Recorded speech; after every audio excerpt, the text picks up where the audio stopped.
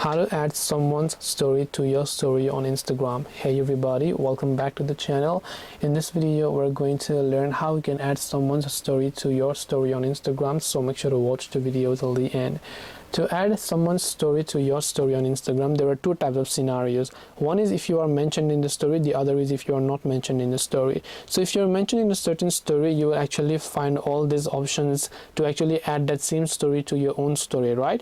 But if you are not mentioned in the story, then the only way you can share someone's story is by simply taking a screenshot. So you can simply go ahead and then open up someone's story over here. So I'll just select that. Then you can simply go ahead and then actually take a screenshot of that story or the screen recording. Then once you've done that, you can choose to crop it if you want to. Then tap the Your Story tab. Select that story. Then you can also choose to add that person, saying that you have reshared the story if they wanted. So this way you will be able to actually add someone's story to your story on Instagram. Hope this video was helpful. If you have got any questions, then feel free to leave them down below. Thank you for watching till the very end, and see you soon in the next video.